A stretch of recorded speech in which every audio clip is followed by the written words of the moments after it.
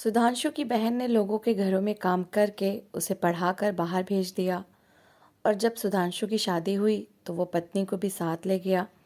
बहन को कैंसर हो गया तो उसने सुधांशु को बताया, तो उसकी पत्नी कहने लगी, उस पर पैसे लगाने की कोई ज़रूरत नहीं, वैसे भी उसे कौन सा बचना है। बहन के बच्चे कचरा उठाकर गुजारा करने लगे। और यूं 6 साल बाद सुधांशु पत्नी को उसकी माँ से मिलवाने ससुराल आया तो रास्ते में उसकी नज़र अपने घर के अंदर पड़ी तो वो बेहोश होकर गिर पड़ा। क्योंकि तुम्हें मैं कितनी बार कह चुका हूँ मानसी, इसके ऊपर कोई पैसे खर्च ना किया करो। मेरी मेहनत की कमाई है और तुम ऐसे उड़ा रही हो। कल को इससे कौन सा तुम्हें कोई सिला देना है। मानसी का पति उसके सर पर खड़ा गुस्से से उसे खरी खोटी सुना रहा था, जबकि मानसी ने सर झुका लिया और कहने लगी, प्रकाश, सुधांशु मेरा भाई है, इसे कठिन समय में अकेला कैसे छोड़ दूँ। और मैंने कौन सा आपकी कमाई के पैसे लगाए हैं। ये पैसे तो मुझे पड़ोस वाली मीना मौसी देकर गई थी। नज़र उतारी है उसके पैसे हैं, किसी ज़रूरतमंद को दे देना। और मुझे मेरा भाई सबसे ज़्यादा ज़रूरतमंद लगा, इसलिए मैंने इसकी ज़रूरत पूरी कर दी। उसने पति को सफाई दी थी, जबकि वह सर झटकते हुए वहाँ से चला गया। आप चिंता न करें, आप जितने पैसे मुझ पर खर्च कर रही हैं, जब मैं बड़ा हो जाऊँगा और अच्छा कमाने लगूँगा तो सारे पैसे वापस कर दूँगा और भाई को भी उनका सारा उधार दे दूँगा। आप उधार समझकर मेरी पढ़ाई पर खर्च कर लिया करें। सुधांशु ने मासूमियत से कहा था। मानसी ने एकदम से उसे अपने गले से लगा लिया और कहा, कोई ज़रूरत नहीं है इस चीज़ को उधार समझने की। तुम्हारी बहन अभी जिंदा है, मैं जैसे तैसे करके तुम्हारे सारे खर्चे पूरे करूँगी। तुम चिंता मत किया करो, बस अपनी पढ़ाई पर ध्यान दो और किसी बात के बारे में मत सोचना। मानसी उसे तसल्ली देते हुए वहाँ से चली गई और घर के कामों में लग गई। थोड़ी देर बाद दरवाजे पर दस्तक हुई तो मानसी ने एक प्लेट में खाना निकाला और दरवाजे से बाहर पकड़ा दिया। बाहर कौन था किसी ने नहीं देखा और ना ही मानसी ने किसी को खबर होने दी थी। समय धीरे धीरे बीतता जा रहा था। मानसी न सिर्फ अपने भाई की मदद कर रही थी, बल्कि अपने पति को भी इस बात की खबर नहीं होने देती थी, क्योंकि वो जानती थी कि पति कभी भी इस बात पर राजी नहीं होगा कि उसकी कमाई के पैसे सुधांशु पर खर्च किए जाएं। सुधांशु बहुत बुद्धिमान और लायक था। वो धीरे धीरे तरक्की की सीढ़ियां तय करता जा रहा था। उसने हाई स्कूल किया तो पूरे बोर्ड में सबसे ज़्यादा नंबर हासिल किए थे। गवर्नमेंट की तरफ से उसे स्कॉलरशिप मिल गई थी। वो स्कॉलरशिप से पढ़ने लगा, बच्चों को ट्यूशन पढ़ाता और धीरे धीरे अपना खर्च उठाने लगा। लेकिन वो अभी तक मानसी के पास ही रहता था, क्योंकि उसके माँ बाप का देहांत हो चुका था और घर रिश्तेदारों ने छीन लिया था। मानसी ने उसे खुद भी कहीं और जाने से मना कर दिया था। वो नहीं चाहती थी कि उसका भाई दर दर की ठोकरें खाता फिरे। प्रकाश ने जब देखा कि मानसी अपने भाई को पैसे देने से बाज नहीं आ रही, तो उसने मानसी के हाथ में खर्चा देना ही बंद कर दिया।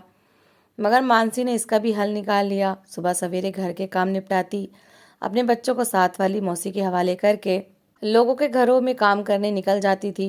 प्रकाश को भी पता न चला कि वो घरों में काम करती है। मानसी अब अच्छे खासे पैसे कमाने लगी, जो वो सुधांशु को दे देती थी ताकि कठिन समय में उसके काम आए। आखिरकार सुधांशु ने एमए अच्छे नंबरों से पास कर लिया।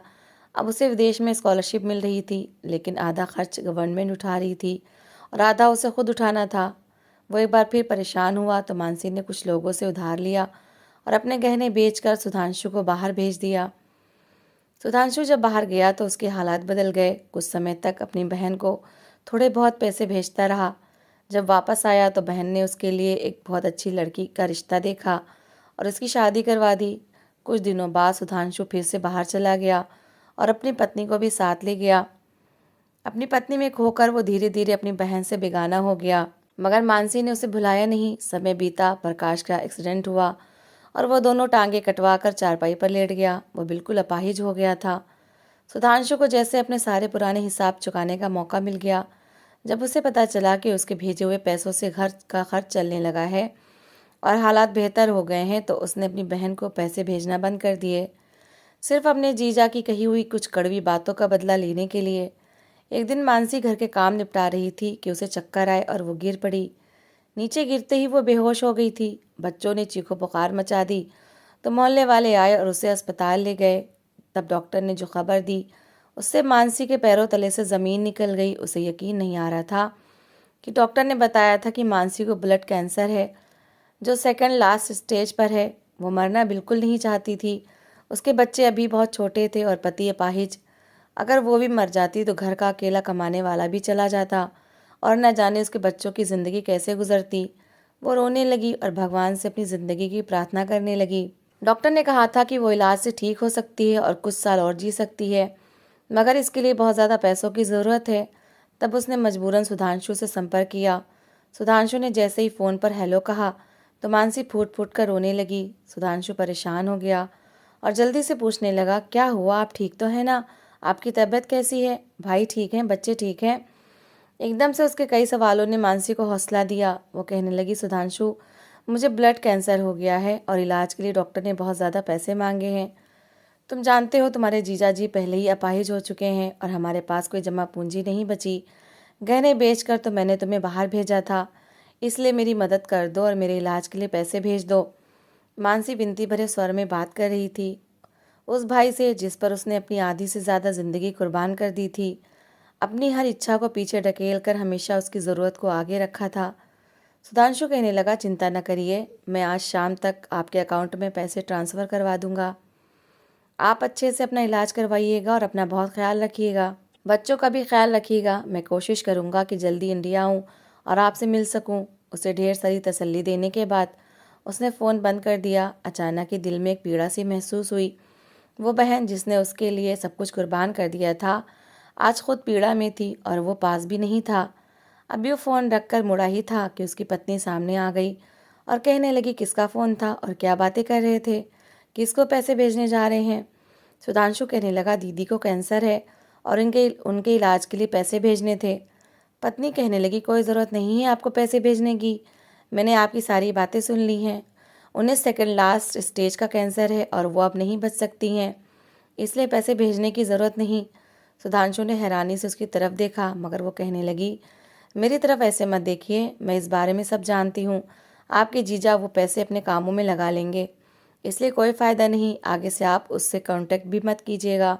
वो वैसे भी कुछ दिनों के मेहमान हैं। सुधांशु को पत्नी की बातें सुनकर परेशानी तो हुई, मगर जीजा से बदला लेने की आग में इतना अंधा हो गया कि बहन की ज़िंदगी का भी ख्याल न किया।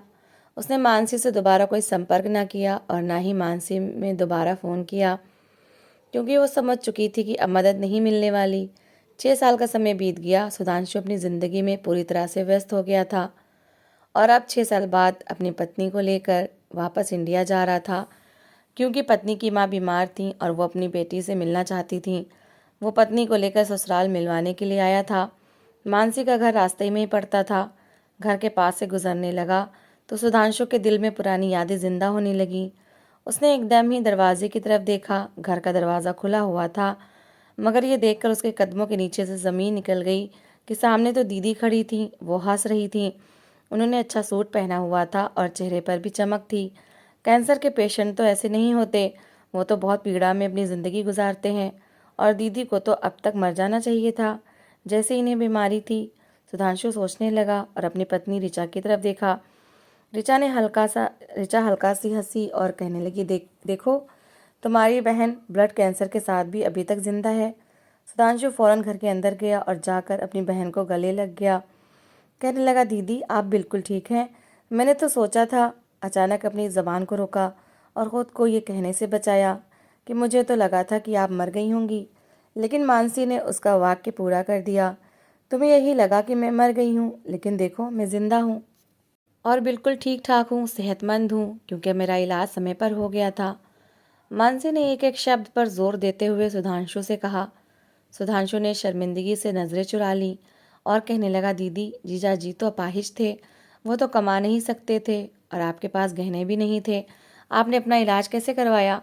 मानसी ने उसकी तरफ देखा और कहने लगी, हाँ, तुम्हारे भाई मेरे लिए कमा नहीं सकते थे और मेरे गहने भी तुम पर लगा दिए मैंने, बल्कि अपनी ज़िंदगी की सारी जमा पूंजी तुम पर लगा दी थी, मगर फिर भी मेरे पास एक सहारा बाकी था और वो थी मेरी नीयत की सच्चाई। भगवान जानता था कि मैंने तुम पर एहसान किसी बदले के लिए नहीं किया, बल्कि सिर्फ बहन होने का कर्तव्य निभाया था। काश तुम भी मुझे सिर्फ अपनी बहन समझते, ना कि जीजा से कड़वाहट निकालने लग जाते। जिनका कोई नहीं होता उनका भगवान होता है, और जब किसी तरफ से भी मदद नहीं मिलती तो भगवान खुद ही मदद कर देता है, क्योंकि अच्छे लोगों के पुण्य कभी बर्बाद नहीं जाते। मेरे पुण्य भी बर्बाद नहीं गए और भगवान ने कठिन समय में मेरी मदद कर दी। मानसी ने कटाक्ष भरी नज़रों से सुधांशु की तरफ देखा तो सुधांशु ने सर झुका लिया। ऐसे में दरवाजे पर दस्तक हुई और अंदर आने वाले इंसान को देखकर सुधांशु को बहुत गुस्सा आया। उसने बेयकीनी से मानसी की तरफ देखा और आगे बढ़ते हुए उस इंसान का कॉलर पकड़ लिया। ये कोई और नहीं बल्कि सुधांशु का बचपन का जाने वाला विनीत था। तुम्हारी हिम्मत कैसे हुई मेरी बहन के घर में आने की? मैं तुम्हें पहले भी मना कर चुका हूँ कि मेरी बहन से दूर रहो, मगर तुम तब भी इसका पीछा नहीं छोड़ते थे और अभी तक पीछे पड़े हो। क्यों हमारा पीछा नहीं छोड़ते? तुम मेरी बहन के घर में नहीं आ सकते, दफा हो जाओ यहाँ से। वो अपने होशो हवास में नहीं लग रहा था। बचपन की नफरत एक बार फिर जाग उठी थी। मानसी फौरन आगे बढ़ी और एकदम सुधांशु को पीछे की तरफ धक्का दिया। क्या कर रहे हो सुधांशु? छोड़ो इसे। तुमने मुझे इसके लिए धोखा दिया? तुमने अपने सगे भाई को धोखा दिया? तब मानसी उसके सामने आ गई और कहने लगी, हाँ, मैंने विनीत के लिए तुम्हें धोखा दिया और अब दफ़ा हो जाओ मेरे घर से, क्योंकि मेरा इलाज करवाने वाला कोई और नहीं बल्कि विनीत ही है। मेरा छोटा भाई कोई और नहीं बल्कि विनीत है। तुम मेरे कुछ नहीं लगते, जिसने कठिन समय में मुझे बेसहारा छोड़ दिया। मुझे पैसे भेजना तो दूर की बात, मेरी खबर तक लेने की कोशिश नहीं की कि मैं जिंदा भी हूँ या मर गई। तुम्हें तो मेरे आखिरी समय में मेरा चेहरा देखने की चाहत तक नहीं हुई। तुम कहाँ से मेरे भाई हो गए? तुम तो भाइयों के नाम पर सबसे बड़ा धब्बा हो। मुझे अफसोस है कि मैंने अपनी ज़िंदगी के इतने साल, अपनी सारी जमा पूंजी तुम पर बर्बाद कर दी। मगर मेरा भगवान जानता है कि मैंने तुमसे कुछ लेने की नीयत से तुम पर ये सब चीज़ें नहीं लुटाई, बल्कि भगवान ही मुझे मेरी नीयत का बदला दे रहा। अब तुम चले जाओ मेरे घर से। सुधांशु ने शर्मिंदगी और पछतावे भरी नज़रों से अपनी बहन की तरफ देखा। आज बहन जब सामने थी तो पुरानी मोहब्बत फिर से जाग उठी। अपने किए पर बहुत अफसोस हुआ। वो एकदम मानसी के पैरों में गिर गया और कहने लगा, दीदी मुझे माफ़ कर दो, मैं ऋचा की बातों में आ गया था। बदला लेने की खातिर मैं अंधा हो गया था। मुझे समझ नहीं आया कि मैं क्या कर रहा हूँ और ऋचा ने मुझे जो राह दिखाई, मैं उस राह पर चल पड़ा। मुझे माफ़ कर दो। तभी मानसी ने उसे कंधे से पकड़कर उठाया और कहने लगी, मुझे तुमसे कोई शिकवा नहीं।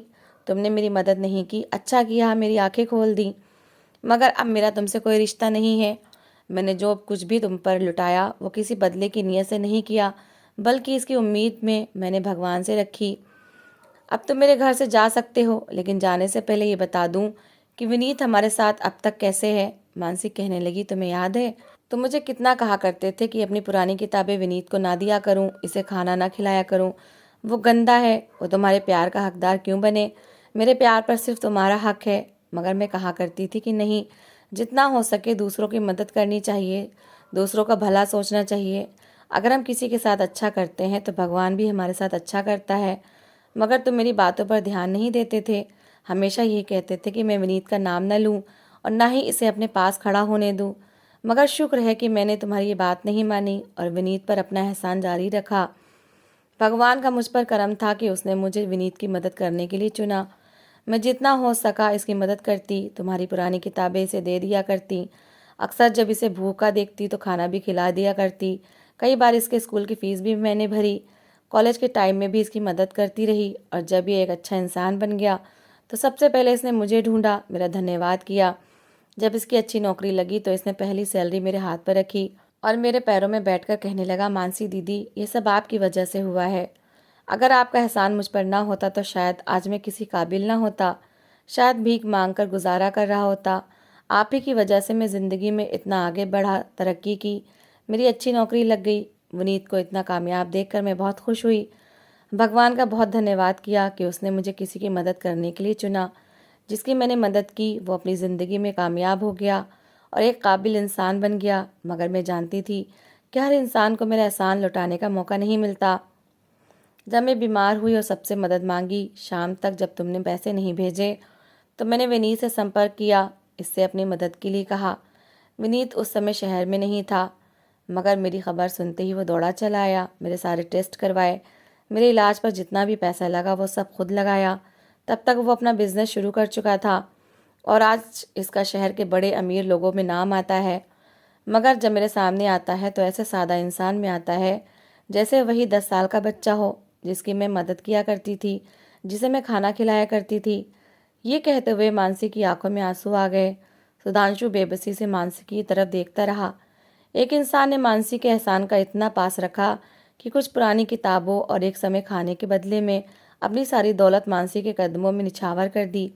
और एक वो खुद था जो मानसी का सगा भाई था, जिस पर मानसी के बहुत सारे एहसान थे, जिसके लिए उसने अपनी ज़िंदगी की सारी जमा पूंजी लुटा दी, मगर उसने फिर भी अपनी बहन की मदद नहीं की, उसकी खबर नहीं ली, उससे हाल पूछने की कोशिश नहीं की, बल्कि मुश्किल समय में उसे अकेला छोड़ दिया। अब पछतावे के आंसू सुधांशु के चेहरे पर बहने लगे। उसने ऋचा की तरफ गुस्से से देखा और घर का दरवाज़ा पार करके बाहर चला गया। वो जानता था कि मानसी उसे अब का माफ़ी नहीं मिल सकता, किसी तरह नहीं मिल सकती, और अगर मिल भी गई तो वह अब कभी भी अपनी ज़िंदगी में वो दर्जा नहीं देगी जो पहले था। मानसी ने भीगी आंखों से दरवाजे की तरफ देखा और गहरी सांस ली। अरे माही, तुम क्यों खड़ी हो? चलो आओ ना, तुम्हारी पसंद का खाना बना है। बच्चों को भी बुला लो, हम सब मिलकर खाएंगे। मानसी फौरन डाइनिंग टेबल पर खाना लगाने लगी। थोड़ी देर बाद विनीत बच्चों को ले आया और साथ ही प्रकाश की व्हीलचेयर भी धकेलता हुआ उसे डाइनिंग टेबल तक ले आया। प्रकाश अब बोल नहीं सकता था, मगर उसकी आंखों में पछतावे के आंसू थे।